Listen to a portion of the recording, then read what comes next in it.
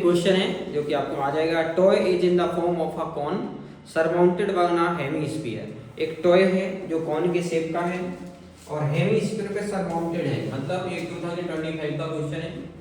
मतलब सिंपल से अगर हम बात करें, एक टॉय है जो कि हेमीस्फेरिकल शेप है और ये सरमाउंटेड बाय अ कॉन, इसके ऊपर कॉन सरमाउंटेड है और इसकी रेडियस आपको गिवन होगी। मैं देख लेता हूँ क्वेश्चन में। रेडियस जो आपको गिवन है, total height of the conical part of the toy is equal to the diameter of the base. ठीक है, if the radius of the conical part is 5 centimetre, conical part की जो radius है r equal to 5 centimetre है और ये बोल रहा है जो हाइट है ना वो इसके डायमीटर के इक्वल है। कॉनिकल पार्ट की जो हाइट है वो इसके डायमीटर के इक्वल है, मतलब 2r के इक्वल है। रेडियस को अगर आप r ले रहे हो तो ये 2r के इक्वल इसकी हाइट है और r आपको गिवन है 5 सेंटीमीटर। तो इसमें अगर h आप निकालोगे तो h इक्वल टू हो जाएगा 2r। तो इसमें निकालोगे 2, r की वैल्यू गिवन है 5 तो हो गया आपका 10 सेंटीमीटर। तो h आपको लेके चलना है 10 सेंटीमीटर और r आपको लेके चलना है 5 सेंटीमीटर। अब इसमें आपसे पूछ रहा है find the volume of the toy. इस टॉय का आपको वॉल्यूम फाइंड करना है। तो देखो इस टॉय का वॉल्यूम अगर फाइंड करोगे तो दिख क्या रहा है आपको, एक volume of hemisphere plus volume of cone, दोनों के वॉल्यूम को आप ऐड कर दोगे। तो देखो volume of toy equal to volume of cone plus volume of hemisphere और दोनों को आप ऐड कर लेंगे। तो वॉल्यूम ऑफ कॉन होता है 1/3 पाई r स्क्वायर h और वॉल्यूम ऑफ हेमीस्फीयर होता है 2/3 पाई r क्यूब। तो इसमें 1/3 पाई r स्क्वायर आप कॉमन ले लीजिएगा।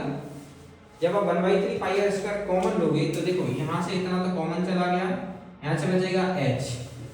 सेकंड वाले से 1/3 मतलब 1/3 पाई r स्क्वायर, ये क्यूब है तो यहां से प्लस के 2 बचेगा और एक r बच जाएगा, है ना। 2 बचेगा एक r बचेगा, क्यूब था वहां पे।